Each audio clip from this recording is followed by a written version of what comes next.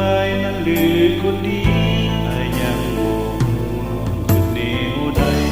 จึงทำบ่เป็นแบบบ่พอใจทำอย่างใดน้องก็บ่คิดสุนแต่อายก็ทนมานาน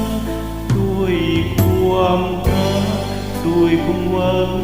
ด้วยใจจริงที่มีกับน้องโอ้ตั้งใจไว้อดทนไปจะสมปอง